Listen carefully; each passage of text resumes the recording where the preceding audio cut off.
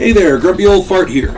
Due to YouTube's changing quote-unquote community standards, I created a channel called Grumpy Old Fart over on Rumble, a free speech alternative to YouTube. You can see all of my stuff over there, including my political and social commentary, as well as my current events videos.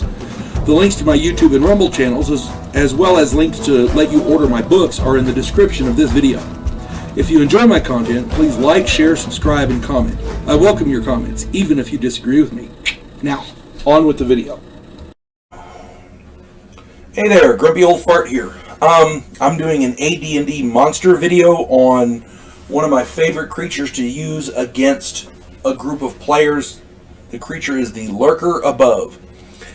I do these videos to give the less experienced dungeon masters out there ideas to challenge their players, to help make their game a little more inventive, a little more variety in the game, you know, that kind of thing. And again, I'm not saying this is how you have to do it. I'm saying these are options that you use, and I have found they work pretty well. All right. The Lurker Above is one of those monsters you don't want to use in your game unless you really feel that your players can handle it. The Lurker Above is found on page 62 of the Monster Manual, AD&D Monster Manual. Be sure to read through it very thoroughly before you use it in your game. These things have a buoyancy factor, and they can flap like wings, so essentially they can fly. So just be aware, okay? These things are found in underground, cavernous settings. They work better in areas that have been built rather than our natural caves. But they can work in natural caves as well. These things wait up around the ceiling of any chamber. In the dark, it resembles a section of the ceiling. Now, if it's a built area, like people have gone in and carved out a tunnel, this thing works better up there because it can look like part of the ceiling. Natural caverns, it might not be as easy for this thing to look like the ceiling. So just keep that in mind. Unless a player character specifically states that they are checking out the ceiling, they will probably not even notice that it's there. Surprise is one of the Lurker's very, very biggest advantages. This thing does a d6 damage per round because it just drops on them, but it also suffocates its prey within 2 to 5 rounds.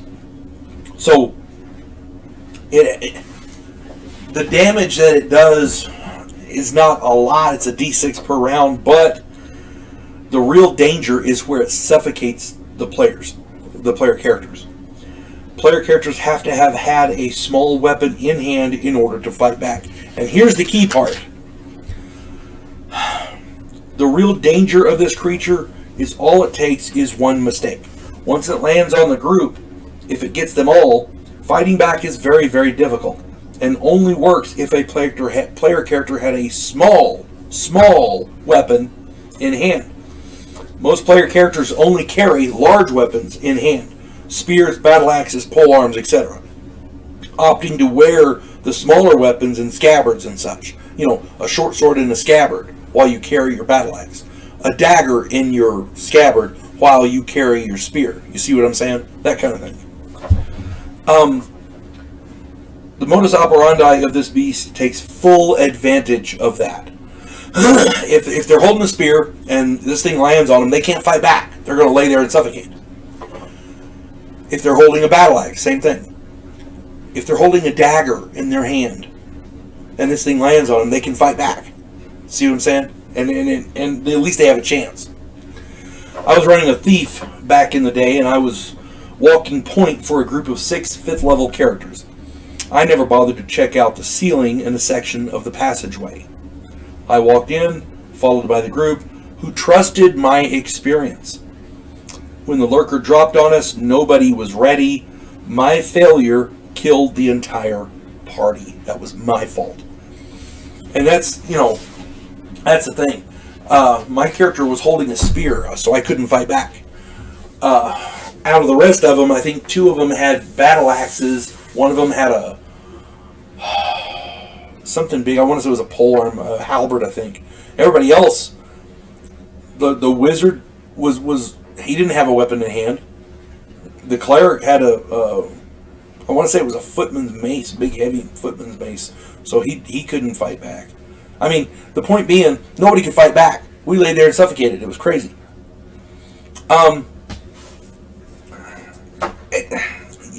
My failure in that scenario killed the entire party, and it was my fault. I freely admit it.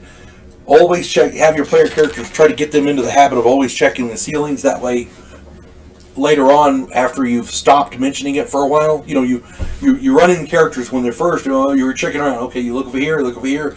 You look up in the ceiling. You don't see anything, but the next time, same thing. You look over here, you look over there, you look up in the ceiling. Okay. 8 or 10 times down the road, you stop saying that. You look around, you don't see anything. Or at that point, a few times after that, you start asking, where are you looking? Where are you looking specifically? And they're looking around most of the time, look up in the ceiling, and that's fine. Lurkers easily appear as part of the ceiling in a tooled area where it's carved out, or against the bricks set in the ceiling, that kind of thing. But or the tiles in the ceiling or whatever.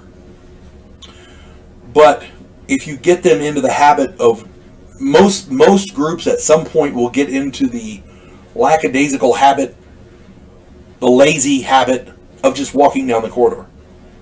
Well, guess what? That's where the lurker does his damage.